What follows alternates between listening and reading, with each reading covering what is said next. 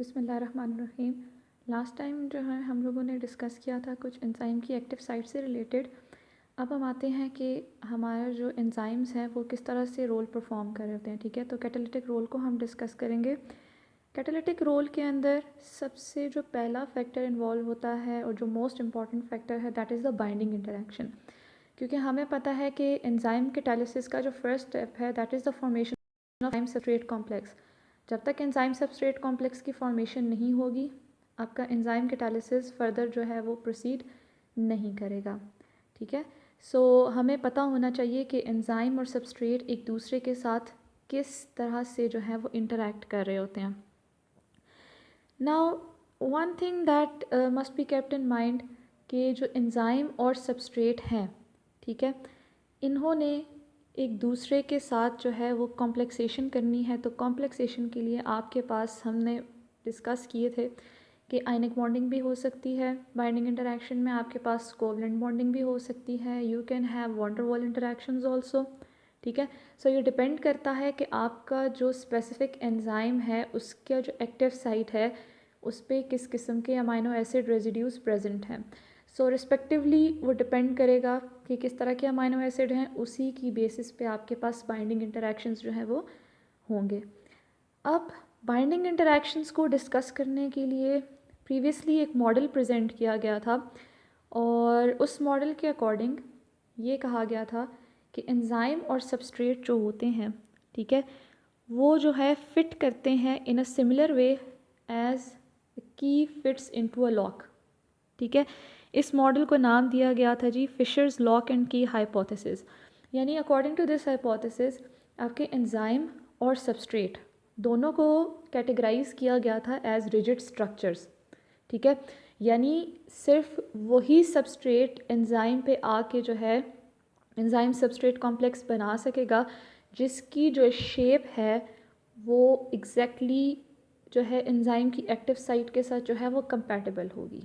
ठीक है, अब इसमें एक चीज़ जो मैंने टर्मिनोलॉजी यूज़ की है कि both enzyme and substrate were considered as rigid structure, यानी दोनों रिजिड हैं।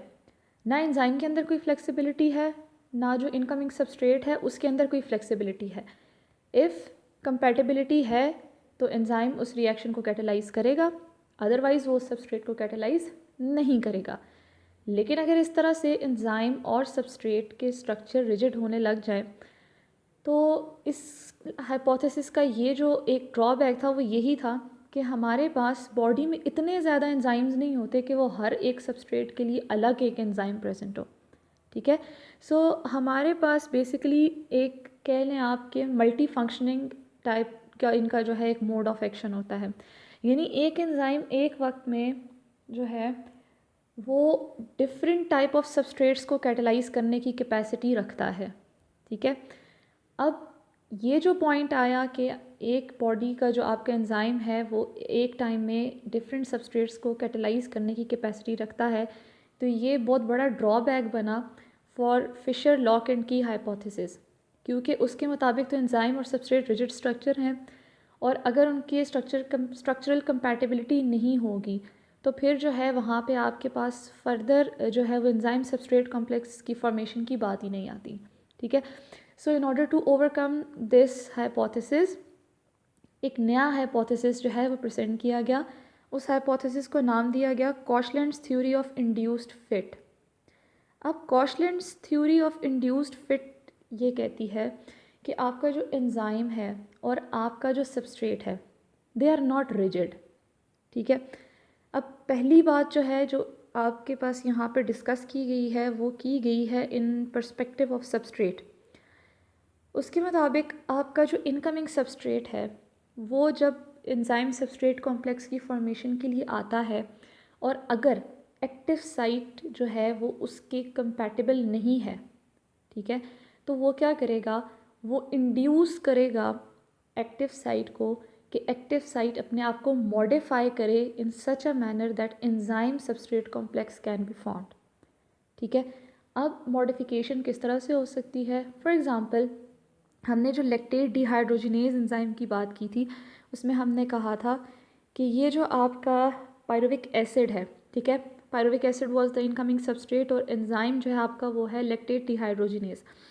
अब आपका जो पायरुविक एसिड है, ठीक है, वो इंड्यूस करेगा एक्टिव साइट की, जो आपका लैक्टेट डिहाइड्रोजिनेज है उसकी एक्टिव साइट को कंपेल करेगा कि वो अपने आप को मॉडिफाई करे according to the structural compatibility जो कि रिक्वायर्ड है for formation of enzyme substrate complex. For example हो सकता है कि लैक्टेट डिहाइड्रोजिनेज में आपके जो स्पेसिफिक ग्रुप्स हैं जहाँ पे आपका इंटरेक्शन होना है, फॉर एग्जांपल जहाँ आपके पास ये जो अमाइनो ग्रुप आ रहा है जहाँ पे आयनिक बॉन्डिंग है, हो सकता है ये करेक्टली ओरिएंटेड ना हो, या ऐसा हो सकता है कि ये जो आपके ग्रुप्स हैं एक्टिव साइट के अंदर ये एक दूसरे से बहुत ज़्यादा डिस्टेंस पे हों, बहुत ज़्यादा दूर हों। तो इनकमिंग सबस्ट्रेट कंपेल करेगा कि जो आपकी एक्टिव साइट के ऊपर जो ग्रुप्स लगे हैं वो एक दूसरे के क्लोज आ जाएं, ताकि आपके पास जो है वो सबस्ट्रेट उस एंजाइम के ऊपर जो है रिएक्शन जो है उसका कैटलाइज हो सके। ठीक है, सो यहाँ पे आपके जो एक्सप्लेन किया गया है उसमें यही कहा है कि this theory of induced fit helps to explain why enzymes can catalyse reactions involving a wide range of substrates. ठीक है, अब ये जो Koshland's theory of induced fit थी that was rather more appropriate than lock and key hypothesis, क्योंकि enzyme जो है वही बात है कि एक टाइम पे एक से ज़्यादा सबस्ट्रेट को कैटलाइज करने की कैपेसिटी रखता है। वो सिर्फ उसी सूरत में पॉसिबल हो सकती है कि हर जो इनकमिंग आपका सबस्ट्रेट है वो कंपेल कर सकता हो एंजाइम की एक्टिव साइट को कि वो उसको अपने अकॉर्डिंगली मॉडिफाई कर सके।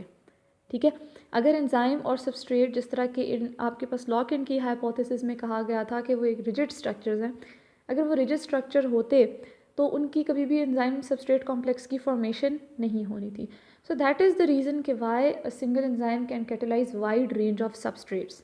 ठीक है, now the range of substrates that can be accepted that depends upon the substrates being the correct size to fit the active site and having the correct binding group in correct relevant position।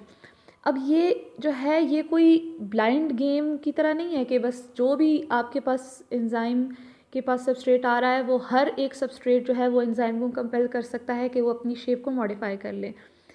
सिर्फ और सिर्फ वही substrates जो कि कुछ ना कुछ structural compatibility रखते हैं आपके एक्टिव साइट के साथ, फॉर एग्जांपल बाइंडिंग ग्रुप्स अगर उनमें करेक्ट हैं, ठीक है, या उनकी जो साइज़ है, ठीक है। अब ऐसा हो सकता है कि एक आपके पास सबस्ट्रेट है उसके पास करेक्ट बाइंडिंग ग्रुप्स तो हैं लेकिन वो इतना बड़ा है साइज़ में कि वो आपकी एक्टिव साइट के अंदर फिट नहीं आ सकता, सो फिर भी वो उस रिएक्शन को कैटलाइज नहीं कर सकेगा। सो ये जो आपके पास कुछ कंपैटिबिलिटी के फैक्टर्स हैं इनको डेफिनेटली आपने अकाउंट में रखना है। यहाँ तक तो हमने बात की है अपने सबस्ट्रेट के बारे में, सॉरी हमने बात की एक्टिव साइट के जो इनकमिंग सबस्ट्रेट होता है वो एक्टिव साइट को कंपेल करता है और एक्टिव साइट के अंदर मॉडिफिकेशन आती है। अब यहाँ पे ये बात बताई गई है कि substrate is also not a passive spectator to the moulding process going on around it. जो आपका सबस्ट्रेट है वो सिर्फ और सिर्फ एक्टिव साइट को नहीं कंपेल कर रहा कि एक्टिव साइट अपना जो है वो स्ट्रक्चरल जो है उसके अंदर चेंजेस लाए, बल्कि उसके अपने अंदर भी स्ट्रक्चरल चेंजेस आ सकते हैं। ठीक है, और आएंगे किस तरह से स्ट्रक्चरल चेंजेस आ सकते हैं सबस्ट्रेट के अंदर। हो सकता है कुछ बॉन्ड्स को जो है वो इलोंगेट कर ले, ठीक है, हो सकता है कुछ बॉन्ड्स को लूज़ कर ले, ठीक है। सो इस तरह की जो स्ट्रक्चरल मॉडिफिकेशंस हैं वो हो सकती हैं। सिमिलरली बॉन्ड रोटेशन हो सकती है, हो सकता है कि जो इनकमिंग सबस्ट्रेट आ रहा था उसके पास करेक्ट ग्रुप तो था जो एक्टिव साइट के साथ जो है वो वहाँ पे एंजाइम सबस्ट्रेट कॉम्प्लेक्स की फॉर्मेशन कर सके, लेकिन हो सकता है वो ग्रुप एक करेक्ट ओरिएंटेशन के अंदर ना हो, तो उस केस में आपके पास सबस्ट्रेट के अंदर भी बॉन्ड रोटेशन होगी और आपके पास जो है उसके अंदर भी चेंजेस आएंगे और ये जो है आपके पास एक दूसरे के अंदर वो जो है वो फिट होके एंजाइम सबस्ट्रेट कॉम्प्लेक्स की फॉर्मेशन करेंगे। ठीक है, अब once bound to an active site the substrate is now held ready for the reaction to follow. Once आपका एंजाइम सबस्ट्रेट कॉम्प्लेक्स बन गया अब आपका रिएक्शन ईजिली प्रोसीड कर सकता है।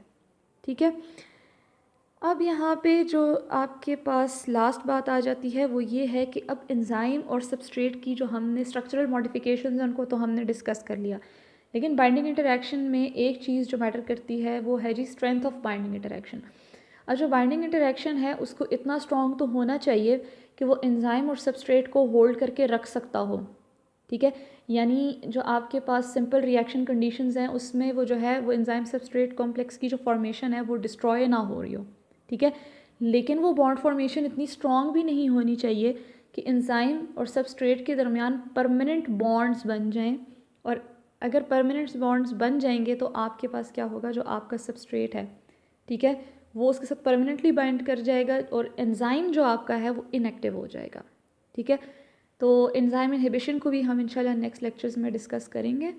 तो लेकिन ये आज का जो लेक्चर था that was all about the binding interactions के आपके पास किस तरह की स्ट्रक्चरल मॉडिफिकेशंस आती हैं एक्टिव साइट के अंदर और सबस्ट्रेट के अंदर, और फिर हमारे पास एंजाइम सबस्ट्रेट कॉम्प्लेक्स की फॉर्मेशन होती है।